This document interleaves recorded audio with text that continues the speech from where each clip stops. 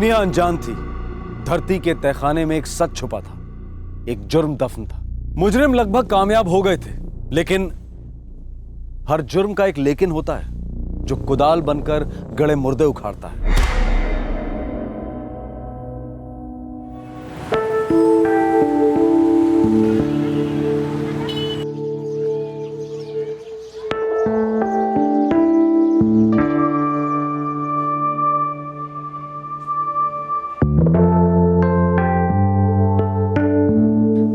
हम रोज थोड़ी ना पिज्जा खाते मम्मा, आज 2 हफ्ते बाद खाएंगे।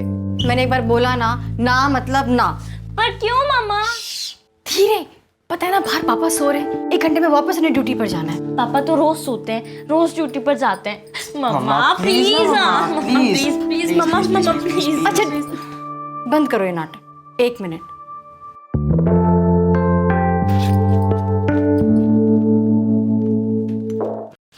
अरे thank you mamma. Thank you. Bye mamma. Bye.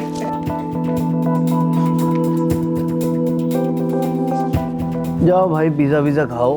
Partha, Anjali का ध्यान रखना।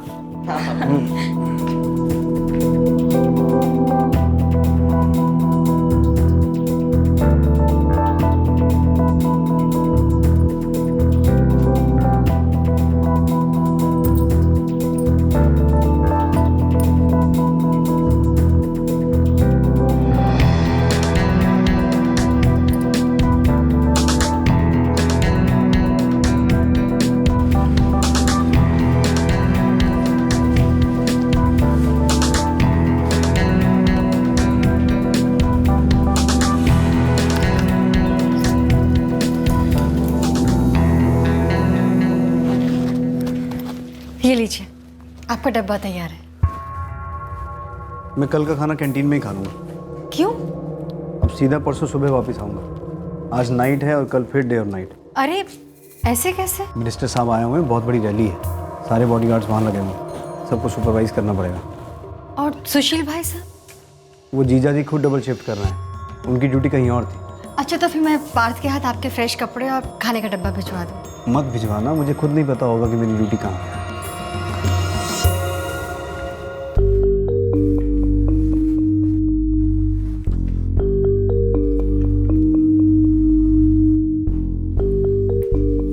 अरे आप अभी अभी तो आए हैं, दोबारा कहाँ जा रहे हैं? हाँ, वो एक दूसरी सिक्योरिटी एजेंसी है, उन लोगों ने मिलने के लिए बुलाया है। कंपनी छोटी है पर बोला है कि तनख्वाह यहाँ से ज़्यादा देंगे। सुशील, अगर तुम्हारे इस जॉब का काम हो जाए तो जयप्रकाश के लिए भी बात कर देना। ये भी कोई पूछने वाली बात मत हो। जयप्रकाश तुम्हारा भाई कम, मेरा दोस्त ज़्यादा है। अच्छा हाँ, वो विक्की और रानी नजर नहीं आ रहे? ट्यूशन क्लासेस का। ठीक है, मैं जल्दी से होकर आता हूँ, फिर आकर सोता हूँ। अच्छा सुनिए, आप पराठा खाएंगे या पुलाव? कुछ भी खिला दे यार, बस घी थोड़ा कम और प्यार ज्यादा मिलाना। चलता हूँ। जल्दी आइए।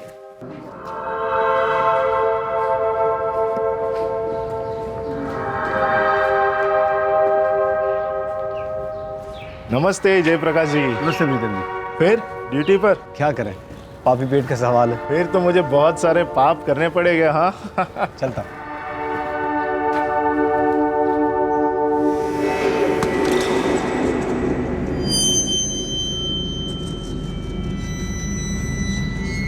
अरे सुमन, कैसी हो? अरे जयप्रकाश जी, बड़े दिनों बाद। अरे ईद का चांद तो तुम हो गई हो, क्या बात है? अरे मेरी छोड़िए, आप बताइए, घर पे सब ठीक है अभी? बस कट रही है, तुमसे क्या छुपा है। खैर तुम ये बताओ, तुम ड्यूटी पे जा रही हो या आ रही हो? जी नहीं, बेवक्त ड्यूटी करने की आदत मेरी नहीं आपकी है। मैं तो मार्केट जा रही थी, ऑटो रिक्शा का वेट कर रही हूँ। तो ऑटो रिक्शा तो क्रॉसिंग से आराम से मिल जाएगा, वहाँ तक पैदल चलते हैं, उसके बाद तो मुझे ड्रॉप करते हुए मार्केट निकल जाना। चलिए ना। चलो।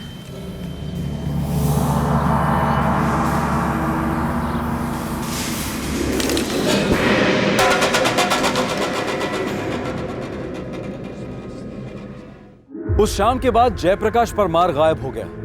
जी हां, गायब। किसी को कुछ पता नहीं चला कि जोधपुर की एक सिक्योरिटी एजेंसी का सिक्योरिटी सुपरवाइजर कहां हवा हो गया। अंजलि जल्दी कर, लेट हो रहा है। हाँ मम्मा बस आ हम रही लोग जा रहे। Bye mamma. Bye bye mamma.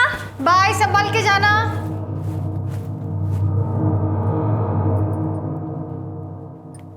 The number you have called is currently switched off. Please try again later. Thank you.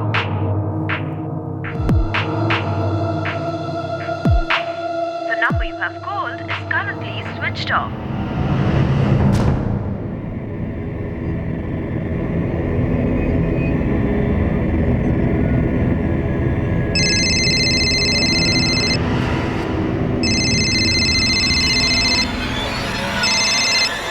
हाँ वंदिका। मधु दीदी, दीदी सुशील भाई साहब लौट आए क्या ड्यूटी से? हाँ, घोड़े बेच के सो रहे।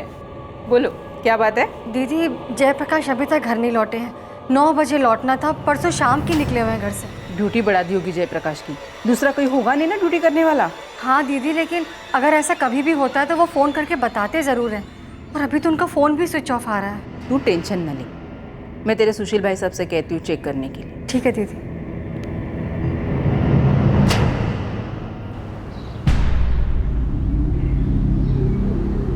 यार दिमाग मत खाओ यार, तुम भी छुट्टी पे चले जाओगे, यहाँ रात को ड्यूटी कौन करेगा? मेरी दादी माँ का भूत। जाओ यार। हेलो यार अरविंद, जयप्रकाश की ड्यूटी बढ़ा दी है क्या? अरे मजाक कर रहे हो क्या सुशील? क्या हुआ भाई? एक तो अपना दूसरा सुपरवाइजर वो सबरजीत गया है छुट्टी पे क्योंकि उसकी सास को अभी मरना था, और दूसरे तेरे साले जयप्रकाश के मैंने हाथ पैर जोड़े कि भाई जयप्रकाश एक डबल शिफ्ट कर दे, तो वो राजी भी हो गया। लेकिन देखो परसों से मुंह नहीं दिखाया है ड्यूटी पे। क्या मुंह नहीं दिखाया मतलब? अरे मतलब आया ही नहीं है वो ड्यूटी पे। उसकी ड्यूटी मैं कर रहा हूँ। 5 दिन हो गए पता है, मैं घर नहीं गया, और अगर आज भी नहीं गया ना तो बीबी राखी बांधेंगे मुझे और बच्चे मामा करके पुकारेंगे। क्या हुआ? परसों से जयप्रकाश ड्यूटी पर पहुंचा ही नहीं है। ऐसा कैसे हो सकता है? परसों मेरे सामने तैयार होकर ड्यूटी पे गए हैं, मैंने खुद डब्बा दिया है उन्हें। ये लीजिए, आपका डब्बा तैयार है। दीदी मुझे बहुत डर लग रहा है, उनका फ़ोन अभी भी स्विच ऑफ आ रहा है। कुछ समझ में नहीं आ रहा क्या करूं। समझ में नहीं आ रहा कहाँ गया होगा, कहाँ जा सकता है ये? हमें अभी के अभी पुलिस में जाना चाहिए।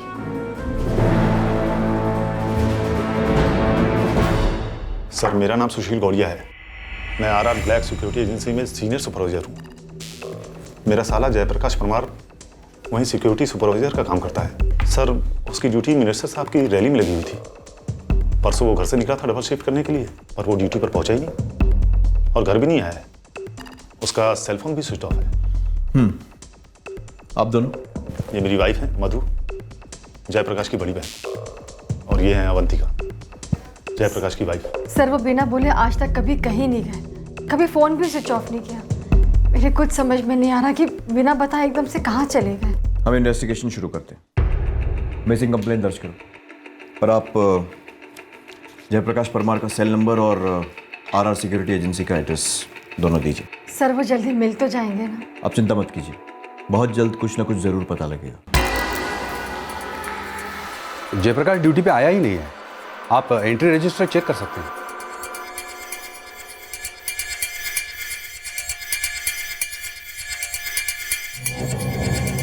यहां नहीं आया तो और कहां गया होगा? आप जीजा हैं जयप्रकाश के, कुछ तो जानते ही होंगे। मैं समझा नहीं। सुशील जी, आपका साला जयप्रकाश परमार अपने घर से यहां ड्यूटी पर आने के लिए निकला, लेकिन ड्यूटी पर पहुंचा ही नहीं और घर भी वापस नहीं गया। अपनी पत्नी को बिना कुछ बताए गायब हो जाता है। अब बीवी को बिना बताए लोग और कहां जाते हैं? किसी बाहर वाली का चक्कर या कोई अफेयर तो नहीं था आपके साले का? नहीं नहीं, कैसी बातें कर रहे हैं सर आप? जयप्रकाश बहुत ही सीधा आदमी है। क्या बकवास कर रहे हैं आप? हमारी शादी को 16 साल हो गए हैं। इसीलिए पूछ रहा हूं मिसेस परमार कि क्या आपके पति का कोई अफेयर था? 16 साल की वफादारी हर किसी के बस की बात नहीं होती है ना? पर सर आप हमारे पापा पे ऐसा इल्जाम कैसे लगा सकते हैं? आप हमारे पापा के बारे में ऐसा नहीं बोल सकते हैं। बेटा, मैं आपके पापा पर कोई इल्जाम नहीं लगा रहा हूं। मैं सिर्फ ये जानने की कोशिश कर रहा हूं कि क्या कोई ऐसी वजह हो सकती है कि आपके पापा बिना कुछ कहे कहीं चले जाएं। देखिए, वो मुझे और बच्चों को अपनी जान से भी ज्यादा प्यार करते हैं।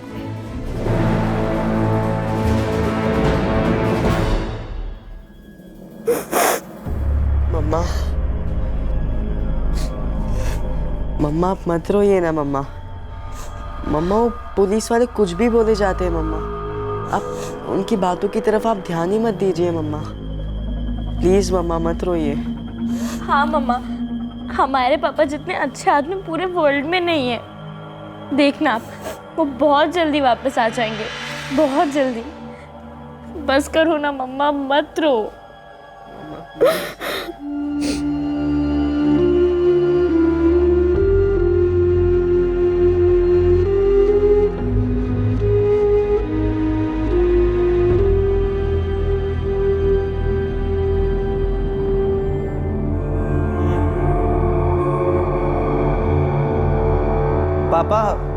पापा मुझे लगता है कि मामा जी किसी मुसीबत में फंस गए होंगे। मुसीबत में मतलब? तुम्हारे मामा बहुत सीधे इंसान हैं। नहीं मम्मी, लेकिन कोई एक्सीडेंट या कुछ? हेलो, सर्वकृपा हॉस्पिटल, मैं क्या सहायता कर सकती हूँ आपकी? परसों 23 फरवरी को। एक सेकंड सर। सॉरी सर, इस नाम का कोई भी पेशेंट हमारे यहाँ नहीं है। 23 फरवरी को एक एक्सीडेंट केस आया तो था, लेकिन वो एक औरत थी, सरला ठाकुर। सॉरी सर, हमारे यहाँ कोई जयप्रकाश परमार एडमिट नहीं है। सर, शहर के सारे अस्पतालों में चेक किया, जयप्रकाश परमार की ना ही कोई एक्सीडेंटल केस आई है और ना ही कोई मेडिकल इमरजेंसी। सारे मॉक्स में भी चेक कर लिया, कहीं पे भी कोई अनजान लाश नहीं मिली। जयप्रकाश परमार की तस्वीर को हमने सारे अस्पतालों में भिजवा दिया है। जैन, ये बंदा 5:30 बजे अपने घर से अपनी ड्यूटी के लिए निकलता है, जबकि इसकी शिफ्ट 7:30 की है और ये ड्यूटी पर पहुंचता ही नहीं है। पर वो यूनिफॉर्म पहन के और डब्बा लेके निकला था।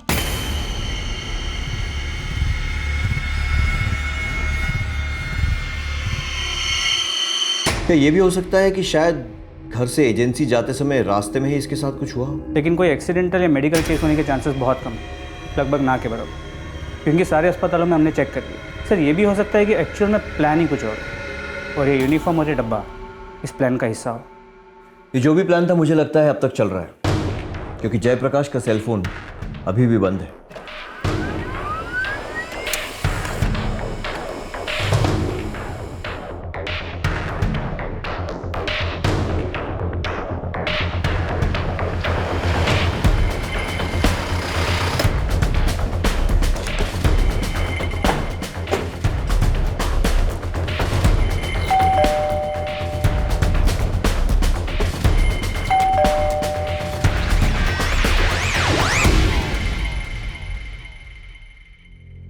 तेईस फरवरी को आपके हस्बैंड के सेलफोन की आखिरी लोकेशन यहीं थी, इसी घर में, और हो सकता है वो फोन अब भी यहीं हो।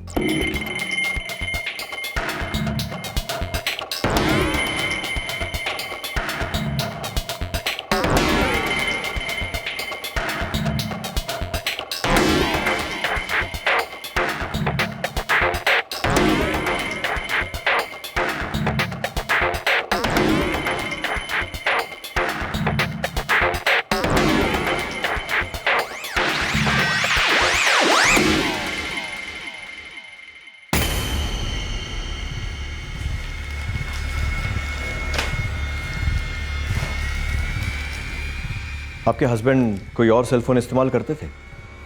नहीं सर। मिसेस परमार, आप मेरी बात जरा ध्यान से सुनिए। आपके हस्बैंड मिस्टर जयप्रकाश परमार अपना एकमात्र सेलफोन स्विच ऑफ करके बाथरूम में रखते हैं, मतलब छुपाते हैं। फिर घर से ये कहकर निकलते हैं कि 2 दिन बाद डबल शिफ्ट करके लौटेंगे, जो कि एक झूठ था, क्योंकि वो ड्यूटी पर कभी पहुंचे ही नहीं।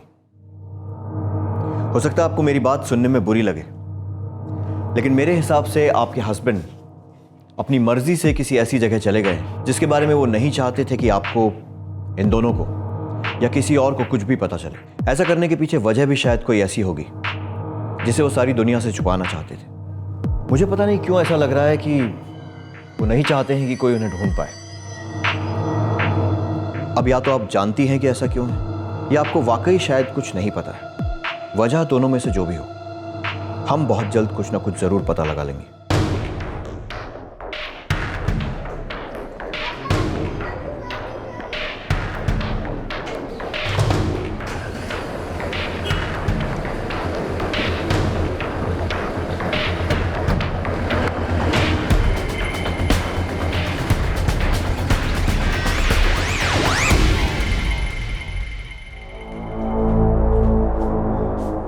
मैं जयप्रकाश को बचपन से जानती हूँ, वो ऐसा कुछ कर ही नहीं सकता। नामुमकिन है। वही तो, जो आदमी सिर्फ अपने काम के बारे में और अपने बच्चों की पढ़ाई के बारे में सोचता है, उसी की बातें करता है, वो अचानक एक दिन ऐसे ही बिना किसी को बताए कहीं चला जाता है। ये पुलिस ना अपना काम ही नहीं करना चाहती, बस इसलिए बेबुनियाद नतीजों पर पहुंच रही है। तुम्हें ऐसी किसी भी बात पे भरोसा नहीं करना चाहिए जो बेबुनियाद हो।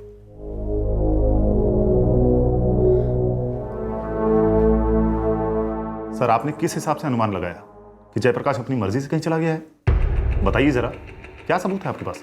इस वक्त हमारे पास कोई सबूत नहीं है। तो फिर? सुशील जी, जुर्म के सबूतों के साए होते हैं और वो होते हैं सुराग। सुराग हमें संभावनाओं की तरफ ढकेलते हैं, या यूं कहिए कि सुराग वो सुई होती है जिसे हम मुजरिम के बिछाए जाल में से ढूंढ निकालते हैं, और इसी सुई से केस की सच्चाई सिली जाती है। तो बताइए, क्या है सच्चाई?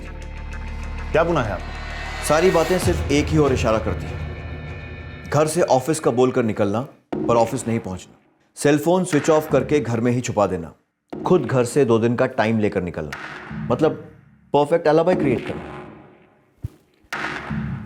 अब अगर ये सब अपनी मर्जी से जाना नहीं है तो और क्या है?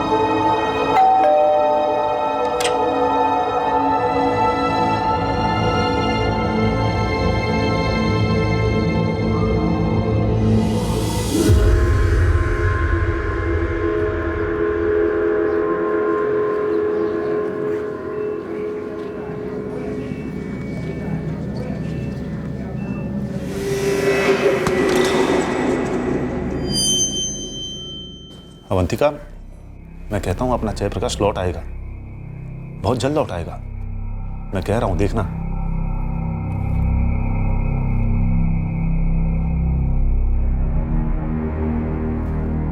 मधु,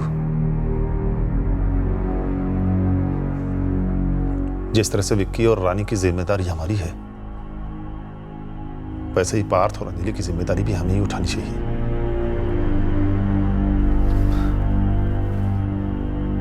आखिर वो भी हमारे बच्चों जैसे ही हैं। पार्थ और अंजलि अब हमारी जिम्मेदारी है मधु।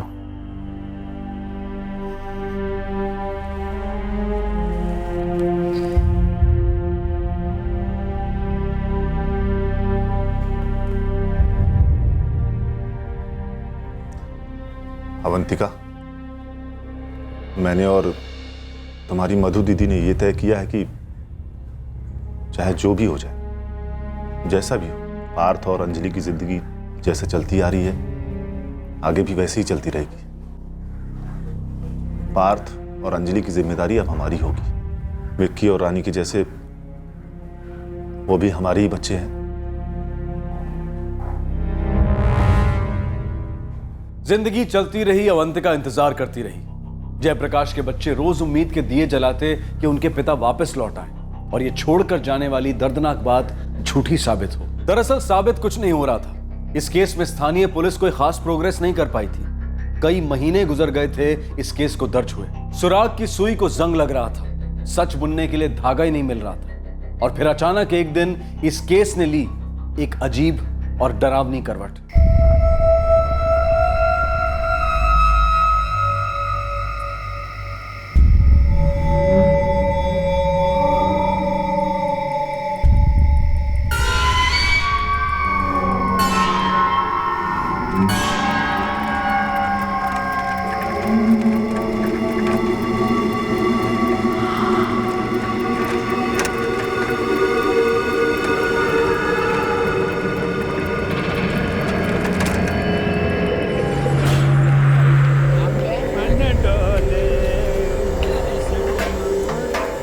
अरे क्या हुआ भाई, कोई भूत वूत देख लिया क्या?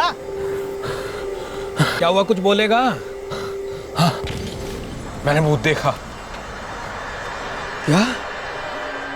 कहाँ? पेड़ से लटक रहा था। कहाँ? पूरा कंकाल, वो गांव के बाहर पेड़ है ना, उसे लटक रहा है।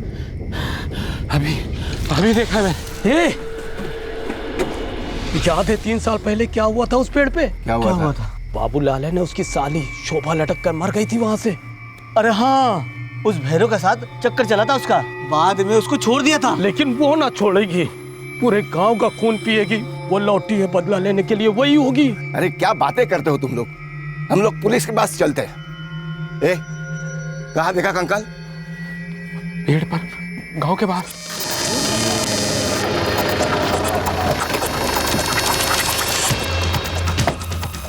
हटो, हटाओ ने। हटो।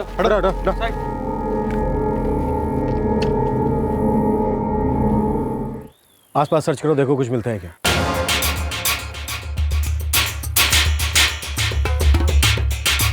सबसे उधर देखा ध्यान से।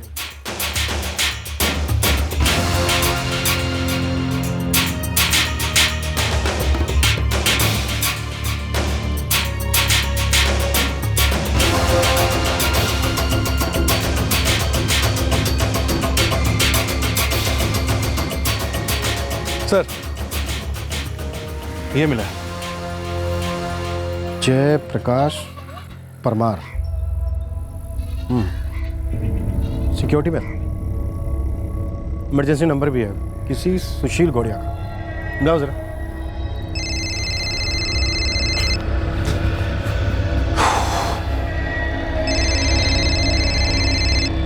हेलो,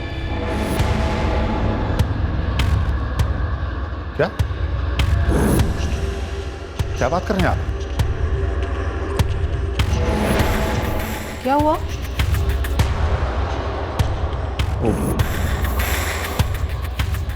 जयप्रकाश का आई कार्ड मिला है। कहाँ? बताइए ना, कहाँ मिला है? कहाँ है मेरा भाई? कहाँ है? बोलिए ना।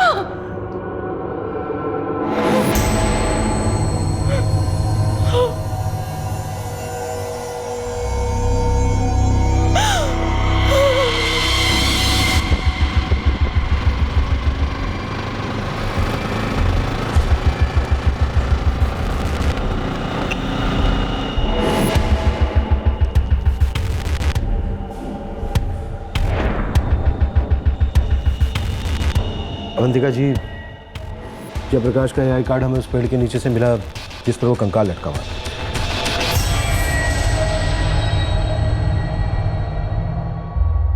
हाँ, ये मेरे साले जयप्रकाश का आई कार्ड है।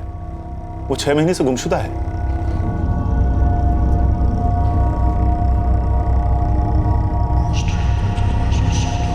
सर, आप ये कैसे कह सकते हैं कि ये कंकाल जयप्रकाश का ही है?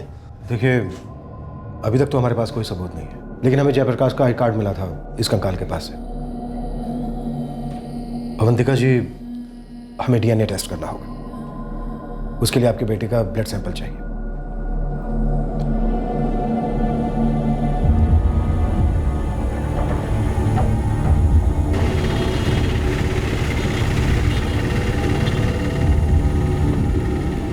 मैं पहले ही कह रहा था हमारे यहाँ के पुलिस वालों को कि जयप्रकाश के साथ कुछ बुरा हुआ है, कुछ बहुत ही गलत हुआ है, पर नहीं, बार बार यही कहते रहे कि अपने आप से कहीं चला गया। जी हाँ शेखावत साहब, केस हमारे पास ही है। हाँ, फाइल अभी भी ओपन है। हमारी इन्वेस्टिगेशन के हिसाब से जयप्रकाश खुद ही कहीं चला गया है। शायद कोई लड़की वड़की का चक्कर, अफेयर हो सकता है। कोई दुश्मनी का एंगल हो सकता है। ऐसा कोई एंगल तो हमें नहीं मिला है, लेकिन कुछ ना कुछ झोल तो जरूर है। सोचिए, एक कंकाल रातों रात पेड़ पर कैसे लटका मिल सकता है? और अगर ये मान भी लिया जाए कि ये जयप्रकाश है, तो उसी का आईडी कार्ड उसके पास में मिलना, शेखावत साहब, मुझे लगता है कोई गेम खेल रहा है। थैंक्स सोलंकी। इरफान, ये जो इंस्पेक्टर सोलंकी कह रहा है बात तो सही है। रातों रात किसी पेड़ से लाश लटक सकती है, अब कोई कंकाल कैसे? जैसा दिख रहा है शायद वैसा है नहीं। या फिर ये कहें कि शायद कोई हमें ऐसा ही दिखाना चाहता है।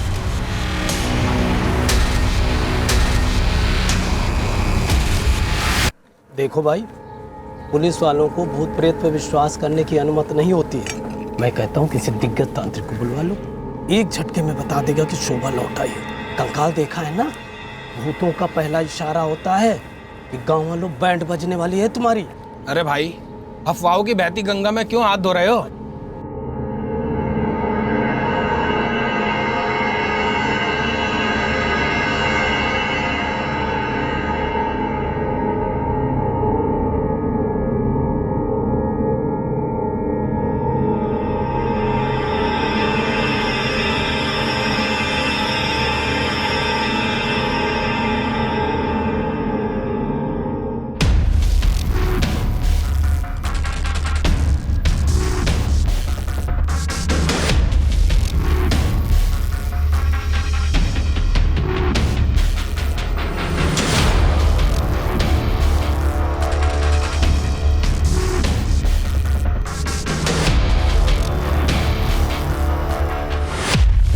डीएनए टेस्ट एक ऐसी चाबी थी जो इस केस पर 6 महीने से लगे ताले को खोलने वाली थी। जयप्रकाश परमार के बेटे पार्थ के सैंपल्स उस कंकाल से मैच किए गए थे जो रातों रात गांव में पेड़ पर लटका हुआ मिला था, और साथ ही मिला था जयप्रकाश का आई कार्ड। अब सवाल यह उठ रहा था कि क्या डीएनए टेस्ट का रिजल्ट कुछ नए सवालों को जन्म देने वाला था।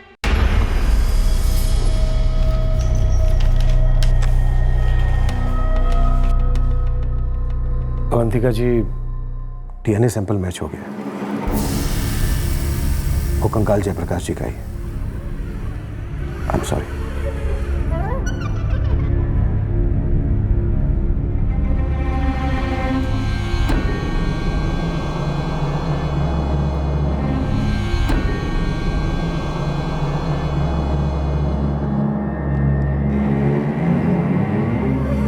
इरफान, 6 महीने तक सिटी पुलिस यही मानकर चल रही थी कि जयप्रकाश अपनी मर्जी से गायब है। उसका अपना मोबाइल फोन स्विच ऑफ करके घर पर छोड़ जाना, घर पर डबल ड्यूटी के लिए कहकर जाना, सारे सुराग इसी तरफ इशारा कर रहे थे कि ये कोई अफेयर का चक्कर। जैसे ही ये केस हमारी गोद में आ गिरा, ये केस मर्डर केस बन गया। सर, अफेयर्स के कारण भी तो मर्डर्स होते हैं।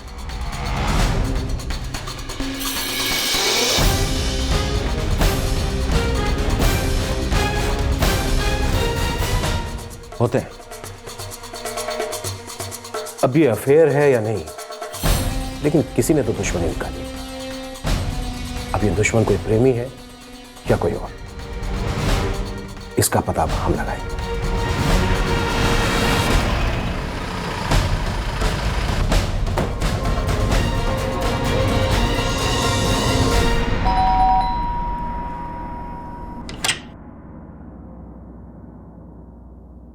सुमन को जानती हैं आप?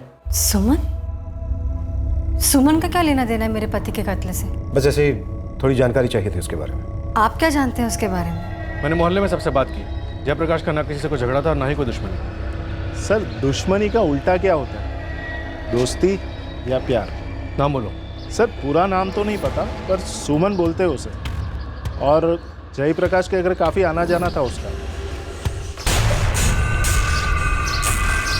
और जॉब ठीक चल रही है तुम्हारी? जी बिल्कुल। और आपकी? बढ़िया। और बच्चों की पढ़ाई? बच्चे हाँ थोड़ा सा है दिमाग। नमस्ते जयप्रकाश जी। नमस्ते प्रीतम जी। और सब ठीक है ना? हाँ। क्यों? नहीं, ऐसे ही लगता है आप बहुत बिजी हो। फिर मिलते हैं। जी आओ। जी। सुमन मेरे पति की अच्छी दोस्त है। उनकी पड़ोसी हुआ करती थी यूपी में, यही कुछ 12 साल पहले। अब हमारे सेक्टर में ही रहती है, अक्सर आना जाना होता है। जयप्रकाश पहले यूपी में काम करते थे? जी, कुछ समय के लिए यूपी उमानीपुर में। आप और दोनों बच्चे यहाँ रहते थे? जी, हम यही रहते थे। जयप्रकाश वहाँ अकेले रहते थे और पड़ोसी थी सुमन, वो भी अकेली रहती थी? जी, आप कहना क्या चाहते हैं? चलिए साफ साफ पूछ लेता हूँ, आपके पति जयप्रकाश और सुमन के बीच अफेयर था? देखो सच सच बोलो, अब झूठ बोलने से कोई फायदा नहीं है। नहीं, ऐसा कुछ भी नहीं था। वो दोनों अच्छे दोस्त थे बस। जयप्रकाश को गए हुए 6 महीने से ऊपर हो चुके हैं। इस बीच आपके पति की अच्छी दोस्त आपसे मिलने कितनी बार आई? जी, एक बार भी नहीं। सुमन का एड्रेस दो।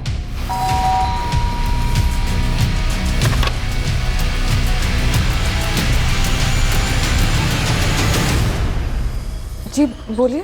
पिछले 6 महीने से आपका अच्छा दोस्त जयप्रकाश गायब है, गुमशुदा। ये बात जानती हैं? जी मैंने सुना था। लेकिन इस बीच आप उसके घर उसकी फैमिली से मिलने नहीं गई, सहानुभूति दिखाई। वैसे आप अक्सर आती जाती रहती थी। मैं कुछ गलत तो नहीं कह रहा? सुमन जी, खामोशी ने आज तक किसी की हेल्प नहीं की। जो भी आप जानती हैं बोल दीजिए। चलो हम बोल देते हैं जो हम जानते हैं, और शायद आप भी जानते हैं। जयप्रकाश मर चुका है, मर्डर हुआ है उसका। क्या? वैसे सुमन जी करती क्या है आप? एक्टिंग। अगर आप एक्टर हैं तो बहुत ही वाहियात रिएक्शन दिया है आपने, और दूसरा टेक लेने के लिए ना तो मेरे पास समय है और ना ही मेरी कोई इच्छा। अब आप साफ साफ जल्दी जल्दी मुझे ये बता दीजिए कि आपने जयप्रकाश को, अपने प्रेमी को, क्यों मारा? देखिए, वो सिर्फ मेरे अच्छे दोस्त थे और मैंने उन्हें नहीं मारा है। तो किससे मरवाया होगा? मैं सिर्फ ये जानना चाहता हूं कि क्यों और कैसे। सोच लीजिए सुमन जी, जवाब आप यही देंगे या फिर हम आपको तमीज के साथ पुलिस स्टेशन लेकर जाएं? चलिए बोलिए, 6 महीने के बाद किसी 3rd ग्रेड हॉरर फिल्म का ये सीन आपने क्यों रचा? अभी बोल देंगी तो आपके लिए बेहतर हो, नहीं तो जवाब तो हम आपसे निकलवा ही लेंगे। ऐसे नहीं तो अपने तरीके से। मैं अवंतिका जी के घर इसलिए नहीं गई थी क्योंकि वो मुझे पसंद नहीं करती थी। कोई खास वजह?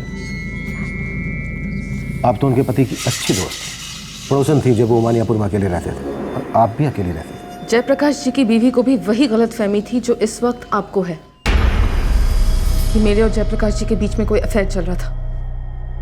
सुमन जी, गलत काम आप करें और गलतफहमी हमें है। मैंने कोई गलत काम नहीं किया है, और मैं आपसे आखिरी बार कहती हूँ कि मैंने जयप्रकाश जी को नहीं मारा है और ना ही मरवाया है।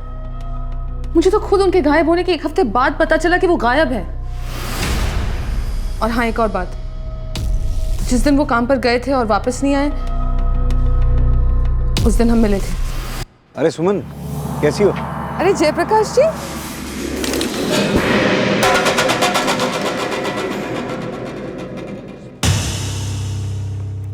आप उनसे क्यों मिली थी और आप दोनों मिलकर कहाँ गए थे? इस क्यों का कोई जवाब है ही नहीं, क्योंकि हम अचानक ही मिले थे, इत्तेफाक से।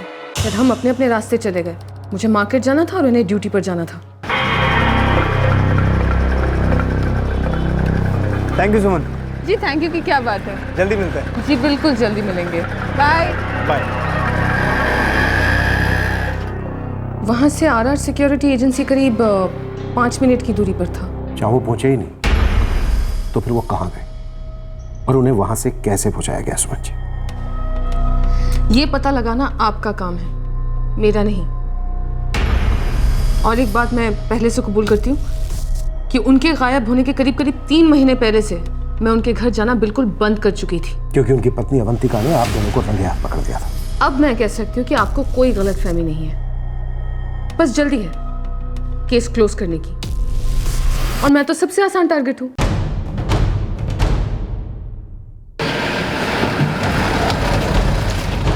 किस घर में पति पत्नी के बीच झगड़े नहीं होते? होते हैं, पर हर घर में पति की खास दोस्त नहीं आती उससे मिलने, खास करके तब जब वो ये जानती हो कि उसकी पत्नी को ये बिल्कुल पसंद नहीं। तो फिर वो यहाँ पर आती ही क्यों थी? अवंतिका जी, हम भी तो यही बात जानना चाहते हैं। मेरे और मेरे पति के बीच झगड़े ही इसी सुमन को लेकर होते थे। ये बात आपने न्यानापुर पुलिस स्टेशन में बताई थी, जहाँ पर आपने मिसिंग कंप्लेंट दर्ज करवाई थी? जी नहीं, मुझे मेरे पति, बच्चे और खुद की बदनामी से डर था। मतलब बदनामी होने जैसी कोई बात थी? नहीं थी, पर मेरे लिए जानना जरूरी था, इसलिए मैंने सामने से ही पूछ लिया। ये कैसा भद्दा सवाल है अवंतिका? अगर ये भद्दा सवाल है ना, तो दुनिया की हर शादीशुदा औरत का दिमाग भद्दा है। वो आए दिन यहाँ पर आती है, घंटों बातें होती है तुम दोनों के बीच। ऐसा होता है तो दोस्तों को दोस्तों की पत्नियों का भी ख्याल होता है। सुमन अच्छी तरह से जानती है ना कि मुझसे पसंद नहीं करती, फिर क्यों आती है वो यहाँ पर? एक बात बताऊं तुम्हें, उसकी सगाई हो चुकी है, बहुत जल्दी शादी होने वाली है। अब तो शक को दिमाग से निकाल दो।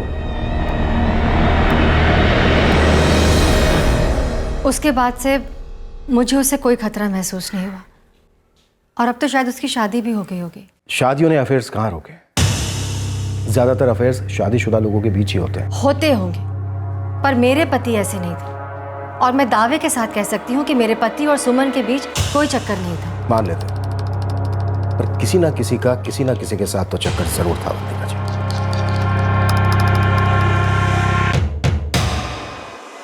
इरफान, ये इश्क दूध जैसा नहीं है। सर आज तक इसको खून कहा गया है, पानी कहा गया है, पर दूध?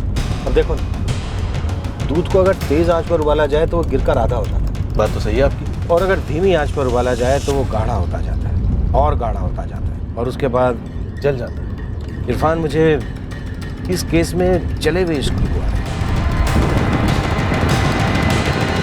मेरा मंगेतर, उसका इन सबसे क्या ताल्लुक? फिजिक्स में आपने पढ़ा होगा कि हर एक्शन का इक्वल और अपोजिट रिएक्शन होता है। अवंतिका जी को शक था कि आपका और जयप्रकाश का अफेयर है। क्या ये मुमकिन है कि अभिषेक को भी ऐसा ही कोई शक हो?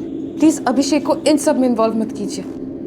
उसका मेरे और जयप्रकाश जी की दोस्ती से कोई लेना देना नहीं है। चलो ठीक है, ये तो हम ले देकर पता लगा ही लेंगे। वैसे अभिषेक करते क्या? प्रोफेसर है।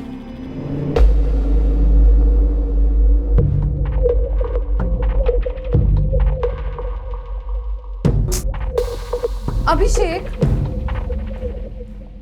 तुम भी हद करते हो। छोड़ो ऐसे। तुमने मुझे प्रॉमिस किया था ना कि तुम सारा काम लखनऊ में ही छोड़ के आओगे, और शायद इसीलिए मैंने छुट्टी ली थी ताकि हम दोनों एक साथ वक्त बिता पाए। सॉरी यार, बस ये एक चैप्टर खत्म कर लूं। वैसे भी अपनी थीसिस में मैं भयंकर लेट हो चुका हूँ, और यहाँ से लौटने के बाद मुझे कॉलेज में बैक टू बैक लेक्चर्स लेने हैं। बस इतना सा खत्म कर लूं, फ्लो में हूँ। चाय तो पी लो। लखनऊ के किस कॉलेज में प्रोफेसर? शिवरंजन कॉलेज। उनका phone number? Hello, professor Abhishek Sharma, outer Jodhpur police से पीएसआई इरफान मेवती बोल रहा हूँ। फरमाइए। फरमान ये है कि कल शाम आप जोधपुर पहुंच जाइए और सीधा हमारे पुलिस थाने हाजिर हो जाइए। अगर आपको लगता है कि मेरा उस जयप्रकाश परमार मर्डर से कोई वास्ता है तो इसमें कोई सच्चाई नहीं है। प्रोफेसर साहब बड़े तेज हैं आप। हमने सवाल किया नहीं, पर आपने जवाब पहले दे दिया। आपको तो मतलब हॉट सीट पर बैठना चाहिए। अपना एड्रेस SMS कर रहा हूँ, कल शाम से पहले जरूर पहुंच जाना। लेट मत करना, ये केस पहले से काफी लेट हो चुका है।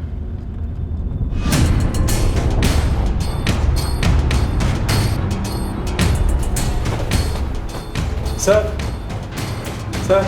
क्या हुआ? Any problem? कुछ नहीं सर। एक प्रोफेसर खून कर सकता है? इरफान, अभी तक ऐसी कोई डिग्री नहीं बनी जो जलन को रोक सके, और अगर ठुकराया हुआ दिल जला तो फिर जुर्म की PhD होती है। इस पेचीदा केस के पर्चे में एक से एक कठिन सवाल थे। पुलिस को कुछ के जवाब तो मिल रहे थे, लेकिन क्या वो जवाब इस इम्तिहान को पास करने के लिए काफी थे? इस केस का सबसे पेचीदा सवाल मानो आउट ऑफ सिलेबस था, actually out of the world था। आखिरकार ऐसी क्या बात हो गई थी कि गायब होने के पूरे 6 महीने बाद कातिलों ने जयप्रकाश के अवशेष को सारी दुनिया के सामने पेश किया? और क्या इसके साथ किया था? नॉर्मली एक बिना कफन की बॉडी को कंकाल बनने में कम से कम 6 महीने का वक्त लगता है। जयप्रकाश लगभग 6 महीने पहले गायब हुआ था। इसका मतलब उसका मर्डर उसी दिन हो गया होगा जिस दिन वो गायब हुआ था।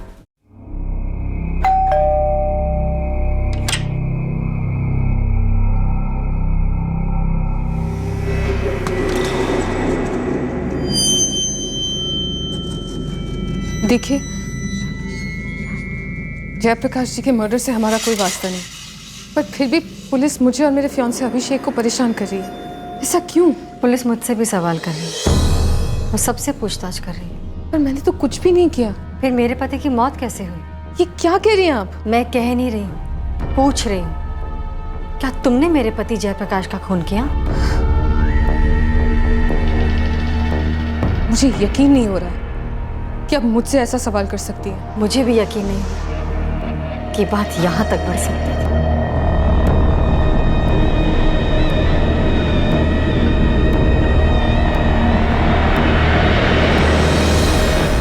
सुनिए,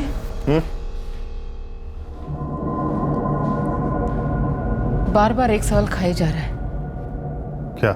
जयप्रकाश और सुमन कुछ था? मुझे नहीं पता। चलता हूं।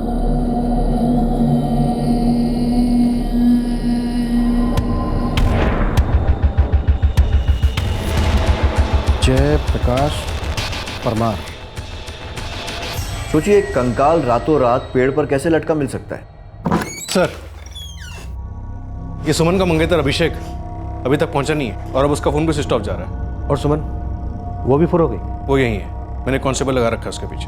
ये मर्डर परफेक्ट था। 6 महीने हो चुके थे। जयप्रकाश की मिसिंग फाइल धूल चाटने लगी। उसकी मौत की सच्चाई काफी गहराई में दफन थी।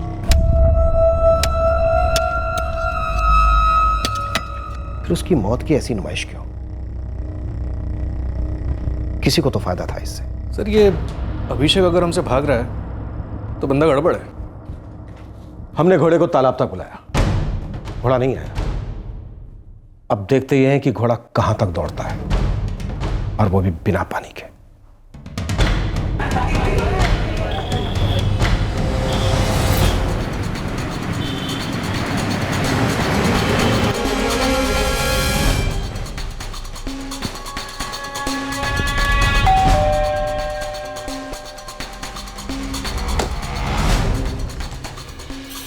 जी, हम आउटर जोधपुर पुलिस स्टेशन से आए हैं। अभिषेक से मिले। अभिषेक तो घर पर नहीं है। मैं उसका पिता विकास शर्मा। अभिषेक कानपुर गया है अपने बुआ के घर। बुआ का एड्रेस दीजिए, कानपुर वाला। जी अभिषेक है घर में? जी हाँ, वो सो रहा है। लेकिन आप कौन? प्रोफेसर साहब को उठाइए, उनसे कहिए कि आउटर जोधपुर पुलिस को कुछ सवालों के जवाब चाहिए जो सिर्फ वो दे सकते हैं। सर, मुझे कुछ नहीं मालूम। इस तरह का जवाब तो क्लास का सबसे मूर्ख स्टूडेंट देता है। आप तो प्रोफेसर, ज्ञानी, और एक ऐसी हत्या के बारे में नहीं जानते जो हत्या आपने खुद की।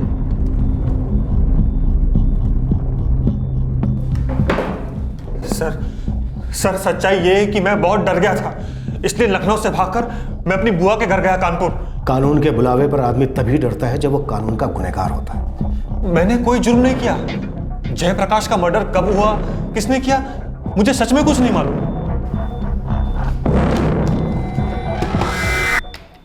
ये रहे तुम्हारे फोन रिकॉर्ड्स। जिस दिन जयप्रकाश गायब हुआ 23 फरवरी 2014, तुम अपनी मंगेतर सुमन के घर पर थे, यहीं जोधपुर में। वो मेरा गुनाह है?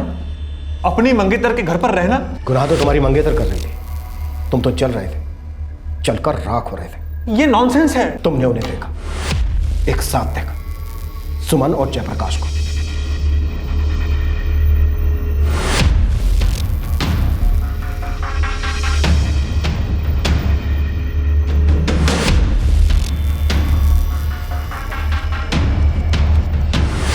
तुम्हें सुमन पर पहले से शक था, इसलिए तुम उसका पीछा कर रहे थे। तुमने सुमन और जयप्रकाश को लैंड हैंड पकड़ा, और जैसे ही सुमन ने जयप्रकाश को ड्रॉप किया, तुमने उसे धर लिया।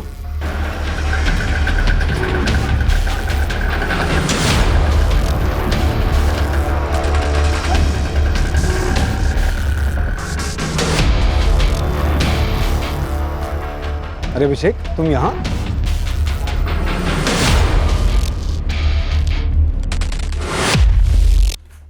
ये झूठ है। प्रोफेसर साहब, ये बताइए कि जयप्रकाश को तुमने अकेले मारा या फिर सुमन ने भी साथ दिया तुम्हारा? जब ये केस खत्म होगा और असली कातिल पकड़ा जाएगा, आपको हंसी आएगी कि आपने मुझसे ऐसे सवाल किए। मैं एक प्रोफेसर हूं, एक कॉकरोच नहीं मार सकता, इंसान को क्या मारूंगा? प्रोफेसर साहब, जलन एक ऐसी चीज है जो अच्छे अच्छे विद्वानों से गुनाह करवा देती है।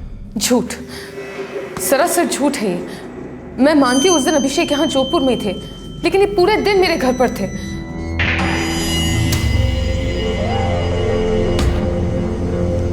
अच्छा अभिषेक, मैं ना जरा मार्केट से होकर आती हूँ। मैं साथ चलूं? नहीं, जरूरत नहीं है, मैं हो आऊंगी और मैं जल्दी आ जाऊंगी। चलो बाय। बाय। फिर मार्केट जाते वक्त मैं जयप्रकाश जी से टकरा गई। टकराई नहीं, मिली। बाकायदा आप दोनों की मीटिंग फिक्स थी।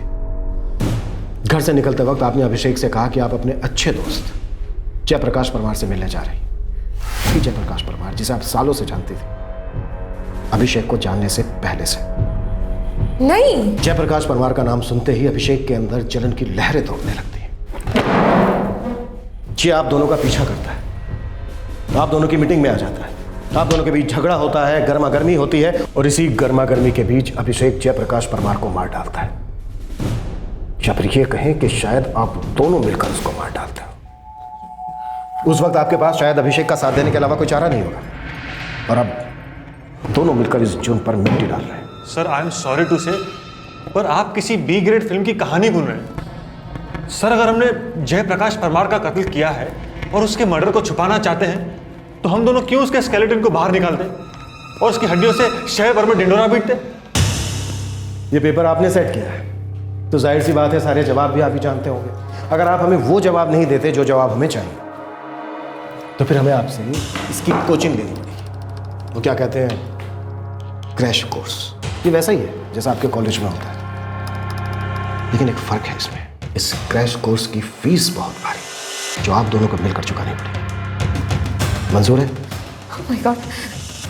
देखिए सब, आप अपना टाइम बर्बाद कर रहे हैं। मैं आपसे कह रही हूँ ना, जयप्रकाश जी के मर्डर से हमारा दूर दूर तक कोई ताल्लुक नहीं है। सर आप खुद ही एक बात सोचिए, जयप्रकाश जी का मर्डर करके क्या मिल जाता हम दोनों को? बताइए, क्या मिलता हमें?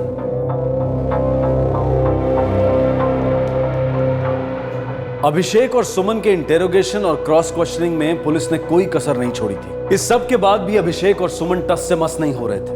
वो दोनों अपना जुर्म कबूल करने से इनकार कर रहे थे। अब पुलिस को डाउट होने लगा था कि क्या ये जोड़ा वाकई में दोषी है या नहीं।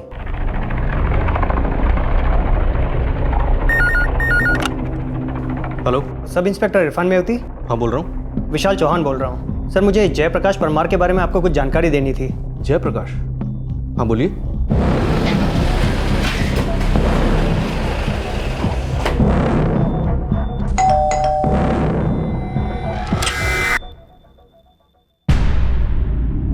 हमें कातिल का पता चल गया है अवंतिका जी। सुमन ने कबूल कर लिया? हमें एक बात बहुत परेशान कर रही थी कि कातिल ने जयप्रकाश जी के कंकाल को कत्ल के पूरे 6 महीने के बाद बाहर क्यों निकाला और क्यों ऐसे उसे पेड़ पर लटकाया। लेकिन हमें हमारे सवाल का जवाब मिल गया। सुमन ने कुछ बताया आपको कि उसने और उसके मंगेतर ने ऐसा क्यों किया?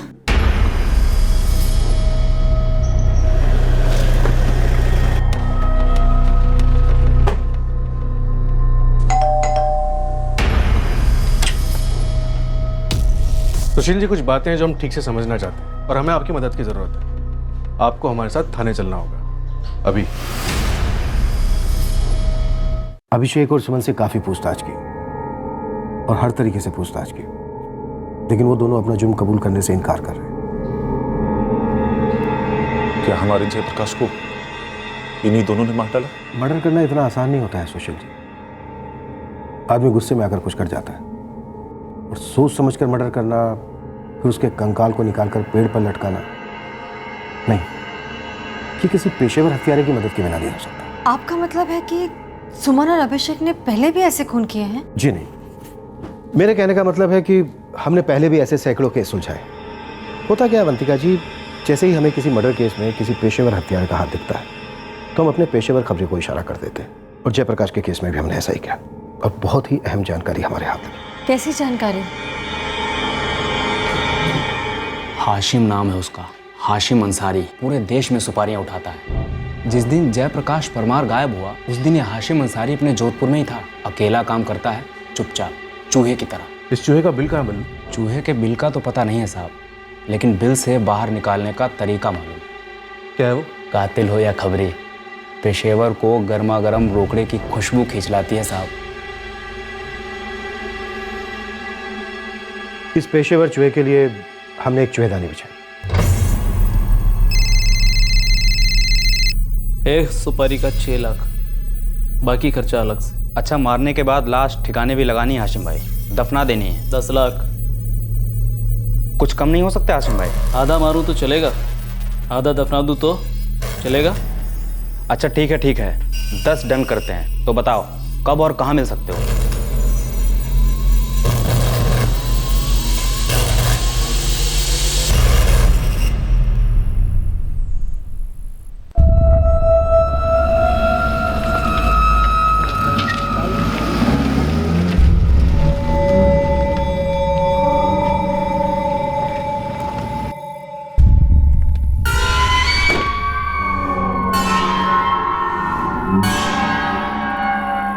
जिसको मारना है तस्वीर लाए उसकी।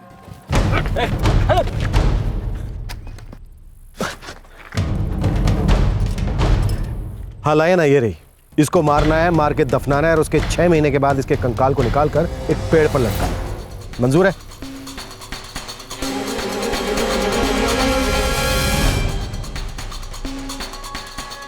उस पेशेवर ने कुछ बताया?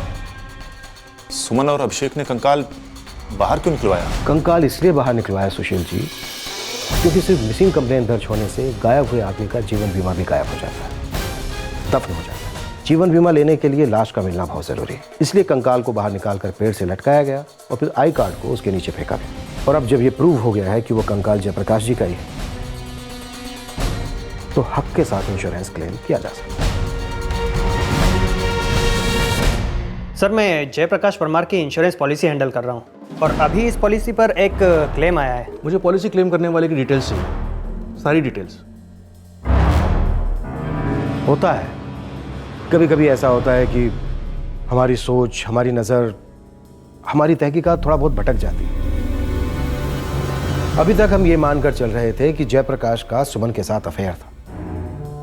सुमन का मंगेतर अभिषेक इस धोखे को बर्दाश्त नहीं कर पाया और उसने जयप्रकाश का कत्ल कर दिया। पर कहानी तो इससे एकदम उल्टी है। धोखा तो जयप्रकाश के साथ हुआ था, उसका कत्ल आपने किया। अब तक तो हम सोच रहे थे कि बेस्ट एक्टिंग की ट्रॉफी सुमन को मिलनी चाहिए, पर आप तो उसे कच्चा चबा दिया। आपने तो सीधा ऑस्कर मार लिया है अवंतिका परमार।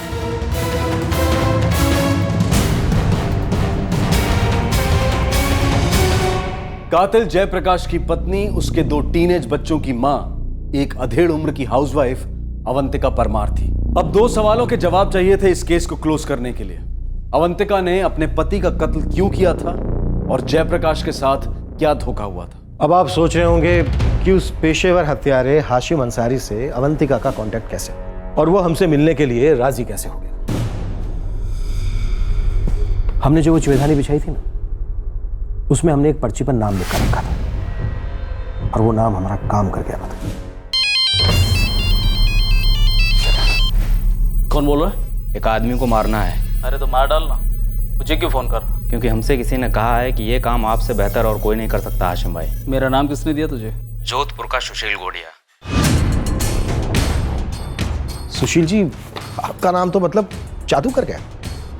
आपका नाम लेते ही वो कॉन्ट्रैक्ट किलर हाशिम अंसारी हमसे सुपारी उठाने आ गया। अरे ये क्या कहते जा रहे हो इंस्पेक्टर? अरे जयप्रकाश मेरा साला था। करेक्ट। अवंतिका जी भी आपको भाई साहब बोलती, घर का बड़ा मानती है। सुशील जी, आपने हमसे ये तो पूछा ही नहीं कि उस कॉन्ट्रैक्ट किलर से हमने आपका नाम क्यों लिया। चलिए कोई नहीं, मैं ही बता दूँ। मैंने आपसे कहा था ना कि कभी कभी हम भटक जाते हैं। जब सुमन और अभिषेक ने अपना जुर्म नहीं कबूला तो हमने अपनी गाड़ी का गियर बदला, रास्ता बदला। इरफान, इस सुमन और अभिषेक को रहने देते हैं, ये वो लोग नहीं है। सर, ये भी तो हो सकता है कि सुमन और जयप्रकाश का चक्कर इस अवंतिका से देखा ना गया और उसने खत्म कर दिया जयप्रकाश और अब इंश्योरेंस का पैसा क्लेम कर रही है। मतलब एक तीर से 2 निशाने। बहुत देर से मेरे दिमाग में एक बात गूंज रही है, इस कत्ल से किसको क्या मिलने वाला था, किसको फायदा होने वाला था? इंश्योरेंस का पैसा है तो फायदा ही फायदा। सर, इन पैसों के लिए कंकाल निकाला गया हो। लेकिन ये किसी अकेली औरत के बस की बात नहीं है।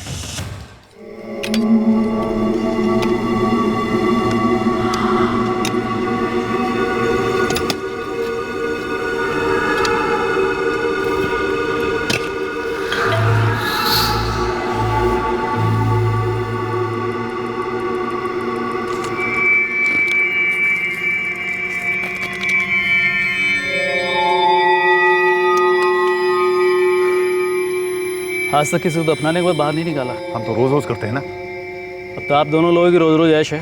बीमा कंपनी इतना पैसा तो दे रही है, और हाँ, तो 2 लाख निकालने का मेरा अलग से रखना। जयप्रकाश को मारकर गाड़ने के 4 लाख और निकालकर लटकाने के 2 लाख। क्यों? सही हिसाब लगाया ना मैंने?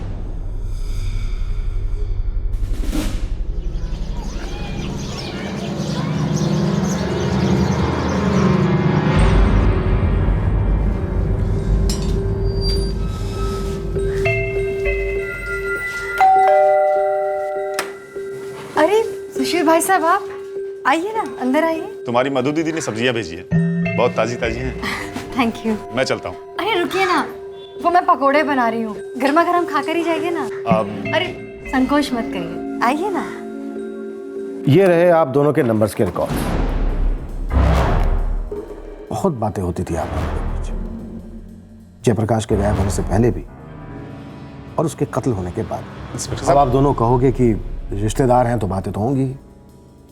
बात भी सही है, दिन में रात में लंबी लंबी बातें, ऐसी भी क्या बातें होती थी। और ये बात सिर्फ बातों तक ही सीमित थी? क्यों सुशील जी, आप कुछ कहेंगे अवंतिका जी?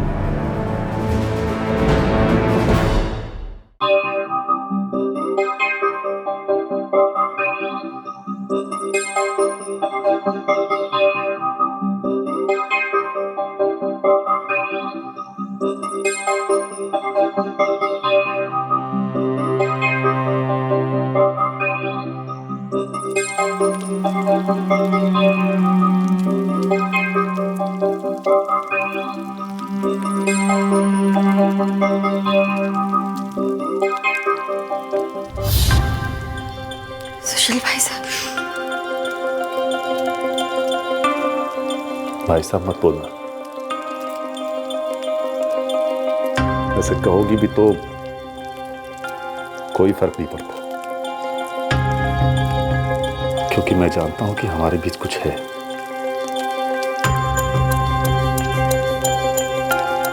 ना? मैं जानता हूं कि है, क्योंकि मेरे और मधु के बीच में अब कुछ नहीं रहा, और तुम्हारे और जयप्रकाश के बीच कुछ नहीं। सच है ना?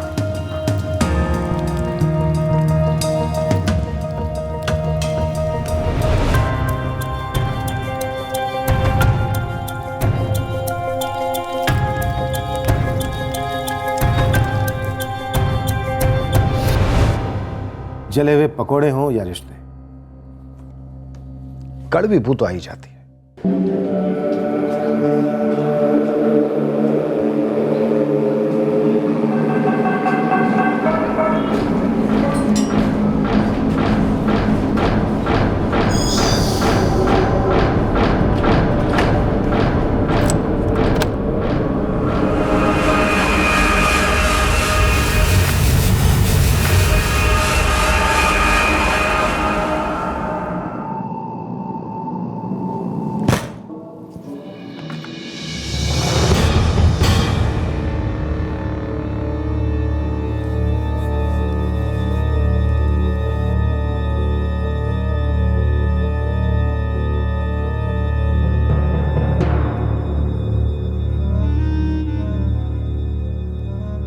आपको कुछ कहना नहीं है मुझसे। और आज तुमने मुझे भी मार डाला, लेकिन अपने बच्चों की खातिर मैं जिंदा रहूंगा, और सिर्फ अपने बच्चों की खातिर तुम्हें भी जिंदा समझूंगा। मैं इसे एक बुरा सपना समझ के भुला दूंगा, लेकिन मुझे दोबारा ही सपना मत दिखाना अवंतिका। तुम और जीजा जी इस घर में नहीं, वहां मधु दीदी के घर में भी आग लगाओगे। आपको अपने आप पे घिन नहीं आती जीजा जी? ये तो करता है मधु दीदी को जाके सब कुछ बता दूं। ऐसा मत करो, देखो चाहो तो मेरी जान ले लो, लेकिन ऐसा मत करो, वो बेचारी अपनी जान दे देगी। हम दोनों के बच्चों की खातिर मुझे माफ कर दो जयप्रकाश, मेरे भाई मुझे माफ कर दो। आप जैसा भाई हो ना, तो फिर दुश्मनों की क्या जरूरत है? तू है।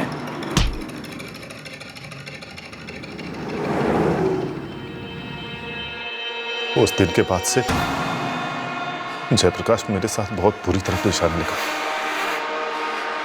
बात बात पर ताने, बात बात पर नीचा दिखाना। मेरी जिंदगी नर्क बन गई, मुझ पे हाथ उठाने का एक मौका नहीं छोड़ते। रोज नए नए सवाल पूछते, गंदे भद्दे सवाल, और बच्चों और दुनिया के सामने ऐसे नाटक करते जैसे कुछ हुआ ही ना हो। और अकेले मिलने पर जयप्रकाश एक अलग ही रूप दिखाता था। उसने भी तो आप दोनों को एक अलग ही रूप में देखा था। ताली कभी एक हाथ से नहीं बजती।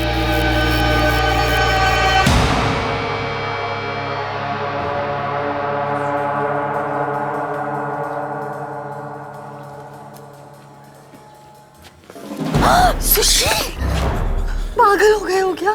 मैं वैसे ही बहुत परेशान हूँ अपनी जिंदगी से। रोज मुझे गालियाँ देते हैं, मुझे मारते हैं, मुझे ताने देते हैं, जबकि हमारे बीच में अब तो सब कुछ बंद हो गया है। बंद हो सकता है कभी, पूरी तरह बंद हो सकता है कभी अवंतिका? होना ही पड़ेगा सुशील, और कोई चारा नहीं है अवंतिका, चारा है। क्या कि मैं अपनी जान दे दूं? तुम क्यों अपनी जान दे दोगी? हम दोनों एक दूसरे से प्यार करते हैं अवंतिका, किसी का कुछ नहीं बिगाड़ते। और अगर मरना ही है तो हमारे प्यार के दुश्मन को मरना चाहिए। तुम दोनों ने मिलकर मेरे भाई का खून किया है।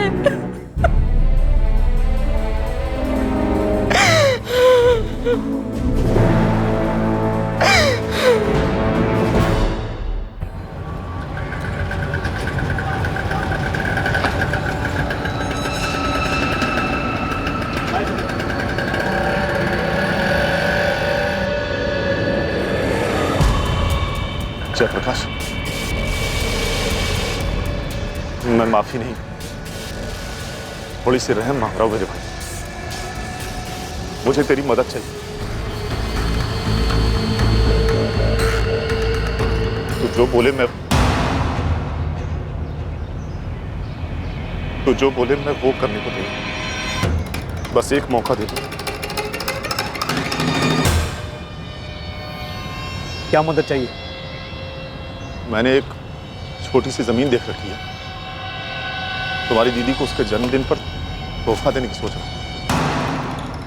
ठीक है, मैं अभी वो जमीन पक्की करने जा रहा हूं, तू एक बार साथ में चलकर फाइनल कर दे। ठीक है, 2 दिन के बाद चलते हैं। मेरी डबल ड्यूटी है, वैसे भी एजेंसी में लोग कम हैं। सौदा आज ही डन करना है, बस आधा घंटा लगेगा। चलो, वैसे भी तुझे डबल शिफ्ट करना है। तू कहे तो मैं बॉस से बात करता हूं। नहीं, उसकी कोई जरूरत नहीं है। चलो अभी चलते हैं।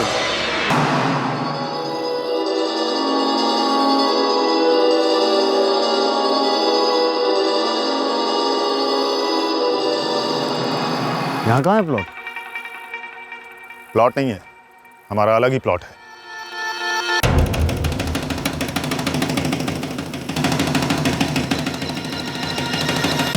क्या चल रहा है सब? अवंतिका, तुम यहाँ क्या कर रही हो? अवंतिका इस प्लॉट में शामिल है जयप्रकाश। क्या हो क्या रहा है अवंतिका? क्या है ये? मैंने ही सुशील से कहा था कि मुझे भी इस प्लॉट में एक छोटा सा हिस्सा खरीदना है, तुम्हें तोहफे में देने के लिए। 6 फीट लंबा, 3 फीट चौड़ा और 6 फीट गहरा। अच्छा, तो सुशील वो पछतावा वो सब नाटक था? हाँ यार, नाटक था, पर अब जो होने वाला है ना, नाटक नहीं, बिल्कुल 100% असली। हम तुम्हें इसी जमीन में दफनाने वाले हैं। और साथ में तुम्हारी सारी गालियां, सारी मार और सारे ताने, सब कुछ एक साथ दफन हो जाए।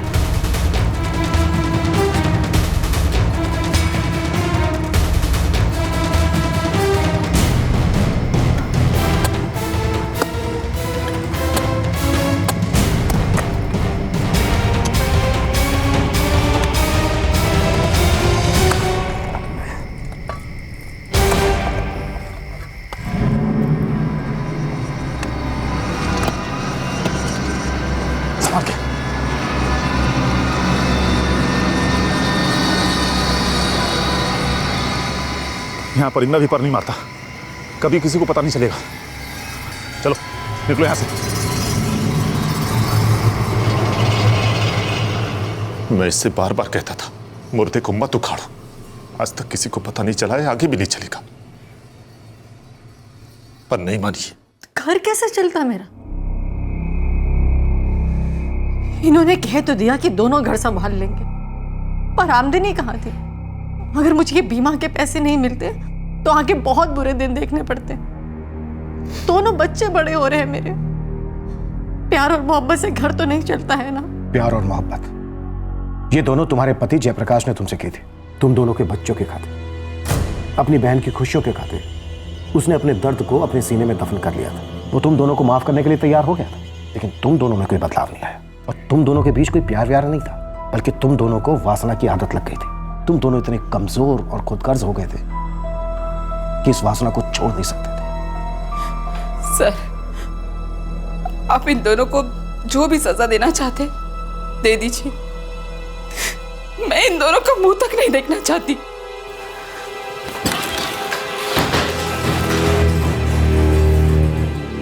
सुशील गौड़िया, अवंतिका परमार, इस पुलिस स्टेशन में रोज एक बात साबित होती कि जुर्म कभी कामयाब नहीं होता। हर मुजरिम को उसकी कीमत चुकानी पड़ती।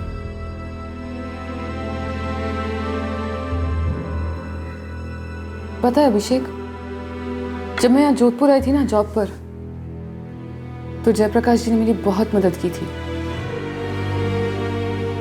इनफैक्ट उन्होंने मुझे ये घर दिलाया था। मेरे बहुत अच्छे दोस्त थे और अपनी बीवी और बच्चों से बेहद प्यार करते थे। अभी कभी तुमने तो मुझ पर शक नहीं किया ना?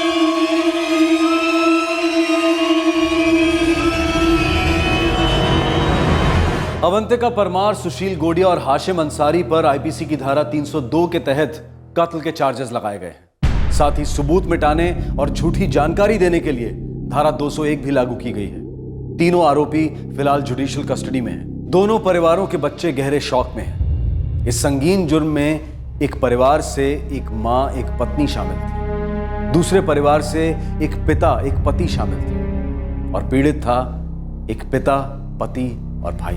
अगर हम में से किसी को भी ये लगता है कि अगर अवंतिका को इंश्योरेंस के पैसों का लालच ना होता तो ये जुर्म कभी पकड़ा ही ना जाता, तो वो बहुत बड़ी गलतफहमी में है। कुटिल सोच, आपराधिक इरादा एक वायरस की तरह से है। जब ये दिमाग में घर कर लेता है तो पूरी तरह से हावी होकर अपराधी के दिमाग में ये भ्रम पैदा करता है कि उसका अपराध कभी नहीं पकड़ा जाएगा, जबकि सच्चाई ये है और हमेशा रहेगी कि क्राइम नेवर पेज। आपसे फिर मुलाकात होगी क्राइम पेट्रोल सतर्क में एक और नए केस के साथ। तब तक अपना ख्याल रखें, सुरक्षित रहें और याद रखें, सही वक्त, सही कदम, सतर्क रहें। जय। क्राइम पेट्रोल के और भी दिलचस्प कहानी देखने के लिए हमारे चैनल को सब्सक्राइब करें और बेल आइकॉन दबाना न भूलें।